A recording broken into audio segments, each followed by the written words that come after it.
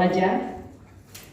Yang saya hormati Ibu Dr. Resnita Dewi dari Kepala Lembaga Penjamin Mutu UKI Toraja. Yang saya hormati, yang saya banggakan Kakak Lembo Mendila, anggota DPRD Provinsi Toraja Utara dari fraksi Partai Nasdem. Yang saya hormati, yang saya banggakan, yang saya kasih Bapak Ibu Kepala Sekolah, Bapak Ibu Guru, serta semua yang hadir dalam kegiatan workshop pendidikan sekolah sehat untuk mewujudkan anak yang sehat, cerdas, dan berkarakter yang dilaksanakan di Hotel Miss Liana, Kabupaten Toraja Utara. Tentunya selaku umat yang beriman, yang percaya kepada Tuhan yang Maha Kuasa, kita harus senantiasa memanjatkan puji dan syukur kehadiran Tuhan atas segala kesehatan, kekuatan, rahmat yang masih diberikan kepada kita semua, sehingga kita bisa berkumpul, bersilaturahmi satu dengan yang lainnya pada pagi hari ini. Tentunya kegiatan workshop pendidikan pagi ini boleh terlaksana atas kerjasama Kementerian Pendidikan, Kebudayaan, Riset, dan Teknologi bersama kami anggota DPR RI Komisi 10 sebagai mitra kerja. Sudah disampaikan Pak Abdul Halim tadi bahwa dari 514 kabupaten kota yang ada di Indonesia, hanya sekitar 26 yang bisa melaksanakan kegiatan workshop pendidikan dan dihadiri oleh Pak Abdul Halim. Saya selalu bersyukur sebagai salah satu keterwakilan masyarakat Toraja yang diberi amanah sebagai wakil rakyat oleh masyarakat semua, sehingga amanah yang diberikan ini saya harus bertanggungjawabkan. Salah satunya selalu hadir, memberikan apa yang bisa saya lakukan untuk kemajuan salah satunya pendidikan yang ada di Toraja Utara ini. Tetapi saya ingin, sebelum saya menyampaikan sambutan, di sini saya ingin mengatakan bahwa kepala sekolah sekarang ini banyak yang ketakutan saat bertemu dengan saya. Padahal muka saya nggak menyeramkan. Atau makanya arah katulindoku jadi agak takut kepala sekolah ketemu saya. Di sini selaku anggota DPR RI Komisi 10 yang bermitra dengan Kemendikbudristek, kegiatan ini terlaksana dengan baik. Dan saya mengatakan bukan politik, ya. Jadi dah metaku. Kutandai mo kau bantu tu penami Tapi semua kehidupan kita ini tidak terlepas dari yang namanya politik. Sekarang kita berbicara bagaimana kita membangun sumber daya manusia yang lebih baik lagi di Toraja ini, baik di Toraja Utara maupun Tanah Toraja. Salah satunya melalui dunia pendidikan. Workshop pendidikan terkait dengan sekolah sehat memang perlu disosialisasikan kepada Bapak Ibu Kepala Sekolah, kepada Bapak Ibu Guru, agar apa? Bisa diimplementasikan di sekolah masing-masing. Walaupun saya sangat tahu apa yang terjadi di sekolah kita, baik yang ada di Tanah Toraja maupun Toraja Utara. Di pusat, apabila kami tidak memiliki data yang akurat terkait dunia pendidikan yang ada di Tanah Toraja maupun Toraja Utara, saya ingin menyampaikan, oh SMA Negeri 2 kekurangan ini, SMK ini kekurangan ini. Kalau saya tidak punya data, saya mau bagaimana berbicara? Ini yang kadang tidak dipahami. Langsung saja, oh ibu kota Ika yang ada pusat tuh. Tapi itu saya katakan harus ada sinergitas antara kabupaten, provinsi, dan pusat. Kita diberi amanah, kita mau bekerja. Tapi kalau kita pun tidak memiliki data yang akurat, kita mau bagaimana untuk menyuarakan itu? Banyak sekolah yang saya kunjungi yang menyampaikan, ibu bisa nggak dibantu ini. Saya siap. Tetapi apakah pemerintah daerah mendukung kita. Ya, tentunya sekali lagi saya katakan harus ada sinergitas antara pemerintah daerah dan kami. Visinya itu ada 3, yaitu sehat bergizi, sehat fisik, dan sehat imunisasi. Pada Agustus 2022 sudah diluncurkan oleh Menteri Pendidikan dan Kebudayaan, Riset dan Teknologi terkait dengan program sekolah sehat ini. Bapak dan Ibu guru semua memiliki tanggung jawab bagaimana membimbing anak kita, mengajarkan anak kita tentang gaya hidup sehat di sekolah. Memiliki gizi yang berimbang, membeli makanan, jajanan yang sehat di sekolah. Karena sekarang kita ketahui, jajanan di sekolah itu banyak bahan pengawet, banyak bahan pewarna, banyak bahan pemanis yang luar biasa, yang tanpa disadari akan merusak tubuh anak kita. Sehat fisik, sehat fisik tentunya di tiap-tiap sekolah sudah melaksanakan senam masing-masing. Ya, atau dia ketut emang nabi lama senam di sekolah. Pasti senam semua ya, karena salah satu hal yang bisa membuat fisik anak-anak lebih kuat lagi yang melalui dengan gerakan fisik, ya salah satunya melalui senam. Dan yang berikutnya terkait dengan sehat imunisasi. Terlebih dahulu dengan melakukan pemetaan di sekolah-sekolah. Kadang ada imunisasi yang diberikan di sekolah, tetapi seperti saya sampaikan kemarin, imunisasi yang diberikan di sekolah alangkah baiknya apabila ada penyampaian terlebih dahulu kepada orang tua, sehingga pada saat diberikan imunisasi di sekolah, anak-anak jangan pulang mengatakan kami disuntik di sekolah, Mak, tetapi kita tidak tahu itu suntikan apa. Makanya mungkin alangkah baiknya apabila ada penyampaian terlebih dahulu dari pihak sekolah kepada para orang tua untuk menciptakan anak-anak yang sehat, cerdas dan berkarakter. Memang bukan tugas yang mudah. Program sehat, sekolah sehat ini tentunya bisa terselenggara dengan baik, bisa tercapai dengan baik apabila ada kolaborasi. Bukan hanya tanggung jawab guru di sekolah, karena di sekolah anak kita hanya berapa jam. Butuh tanggung jawab dari orang tua, dari semua stakeholder terkait dengan dunia pendidikan. Karena anak yang sehat, anak yang cerdas, anak yang berkarakter, ini merupakan modal bagi kita semua untuk menciptakan generasi-generasi muda bangsa Indonesia yang akan tangguh menghadapi tantangan zaman ke depan, menghadapi Indonesia Emas 2045 dan bonus demografi. Tidak terlalu ini sekali, tetapi kemauan yang kuat. Segala keterbatasan yang saya miliki, saya ingin membuat itu menjadi penyemangat untuk bisa lebih maju, untuk bisa lebih berbuat baik lagi untuk diri saya, sehingga apa yang saya dapatkan saya bisa bagikan ke orang-orang di sekitar saya, bisa bermanfaat bagi banyak orang. Puji Tuhan, ini bisa tercapai 2019 lalu, Pak. Jadikan saya berkat bagi banyak orang. Puji Tuhan, terbukti saat ini.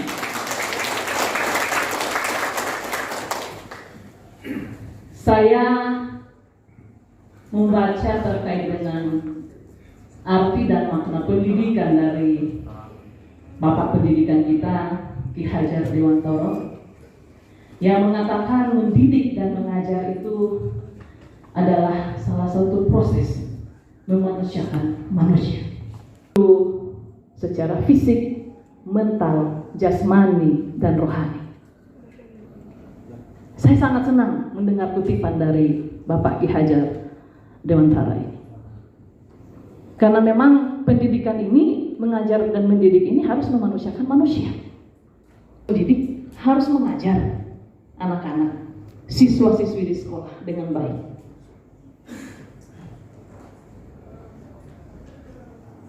Tadi dikatakan, dulu dikatakan pahlawan tanpa tanda jasa, tapi sekarang harus ada jasanya.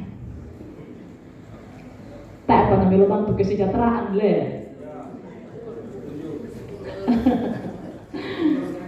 Kita akan terus berjuang untuk itu. Tapi bukan hanya di Toraja saja yang mengeluhkan terkait dengan masih jauhnya kesejahteraan, tetapi seluruh Indonesia.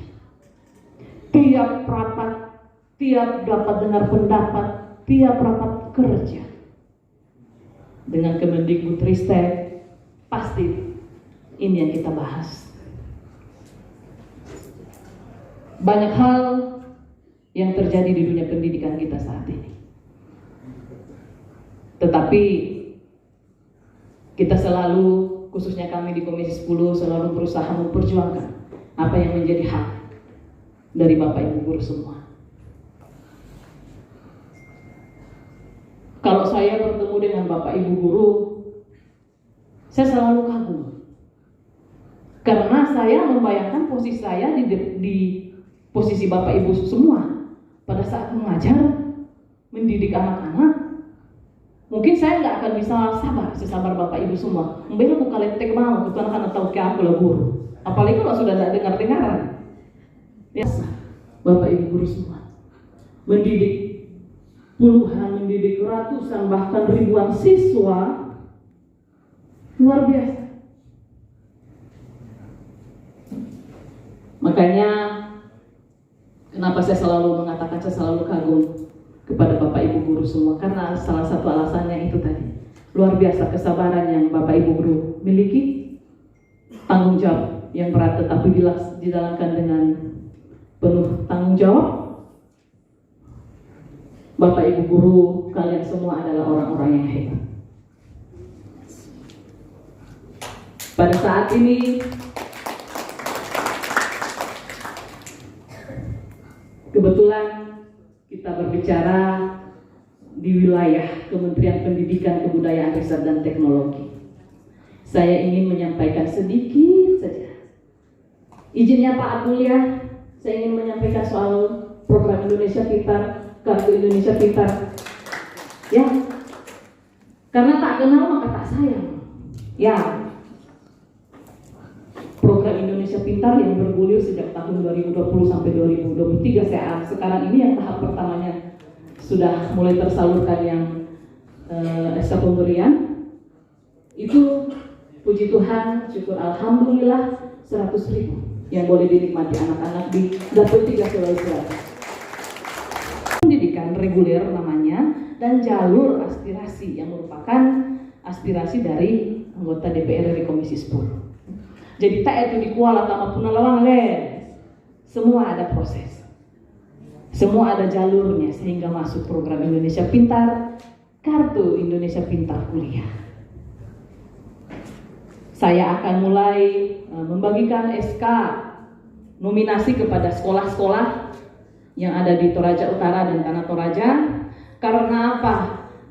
Tidak akan bisa anak-anak memproses bantuan ini, mencairkan bantuan ini tanpa ada virtual account dari Eva Stefani Rataba sebagai pemilik aspirasi. Ada yang mengatakan bahwa namanya melalui Ibu Eva tuh bisa bangsa dicairkan Jobang. Kejadian beberapa bulan lalu, pergilah beberapa orang tua siswa ke bank mengatakan kami ingin mencairkan PIP. Pihak bank juga cek namanya, dimintailah virtual account. Orang tua bingung, virtual account itu apa? Ternyata itu yang dipakai untuk membuka rekening, mengaktifkan rekening di bank. Sita EGMI pihak bank, noko disuakan di rampok, noko minta suakan nih. Disebutlah nama satu orang dan untung dari pihak bank memegang data dari kita karena kita sudah kerjasama dengan pihak bank. Pihak bank mengatakan ini harus melalui Ibu Eva karena virtual account-nya ada di Ibu Eva. Ya, jadi bukan saya mau berbicara yang bagaimana, tapi saya ingin meluruskan, ya, karena kasihan juga orang tua siswa-siswi ini ke bank, tetapi disuruh pulang karena apa? Belum ada virtual account. Karena saya belum menyerahkan ke sekolah-sekolah yang SK nominasi. Kalau SK pemberian memang sudah langsung masuk ke rekening, kita punya data semua yang lengkap. Dan selanjutnya terkait dengan KIP kuliah. KIP kuliah puji Tuhan 3 tahun dari 2020 sampai 2023 akan bergulir lagi tahun ini, luar biasa banyaknya. Tetapi saya ingin menitik beratkan bahwa bantuan ini khusus untuk keluarga dalam kategori tidak mampu atau dalam kategori miskin yang memiliki niat rindu untuk melanjutkan kuliah ke perguruan tinggi tetapi terbatas oleh dana. Mari datang ke kami siap untuk membantu. Tetapi dengan catatan, ternyata ada peraturan baru sekarang, Pak Abdul Halim, pendapatan orang tua harus di bawah standar maksimal itu 4 juta. 4 juta. Ya, kau yakin kau 4 juta kok bisa toh? Ya, 4 juta. Masuk dalam kategori keluarga tidak mampu. Dan kami mali itu rapo. Nah ya ketomatuan mah PNS gajinya 6 juta. Papa anak toh, mama anak toh gajinya 4 juta ditolak aku tuh. Tanya Ibu Eva tuh tolak Sistem dari sistemnya langsung yang gugur ya. Karena bodoh kata nak tolak Ibu Eva, tak usulkan Ibu Eva. Padahal kita sudah mengusulkan, tapi dari sistemnya yang menolak, bukan Ibu Eva yang menolak. Kukuare kena dibantu nasang kami. Ya, ini banyak yang terjadi. Kenapa saya mengatakan di sini supaya lebih jelas. Nggak ambil kuma Ibu Eva tak ada usul. Padahal harapannya saya, maunya saya kena dikuat bisa nasang kami diusul tuh anak-anak yang mau melanjutkan ke tingkat yang lebih tinggi. Tetapi kami pun dibatasi dari kementerian selaku mitra kerja karena banyaknya anak-anak, jutaan anak-anak yang rindu untuk bersekolah. Pemerintah dalam hal ini Kemendikbudristek memberikan kami ruang sebagai mitra kerja untuk membantu anak-anak di dapil masing-masing yang rindu untuk melanjutkan kuliah tetapi keterbatasan dana. Mungkin ada nanti yang akan meminta kontak person, nanti saya kasih tim administrasi saya, tim aspirasi saya untuk dihubungi. Sampai ya, kalau dihubungi, oh bisa tak aku baca ya. Saking banyaknya WA. Ya, makanya kenapa nanti saya kasih nomor kontak kepada tim aspirasi saya untuk bisa Bapak Ibu lebih bisa berkomunikasi lebih lanjut lagi. Itu sedikit intermezzo terkait dengan program Indonesia Pintar dan Kartu Indonesia Pintar. Dan kita lanjut saat ini terkait dengan sekolah sehat.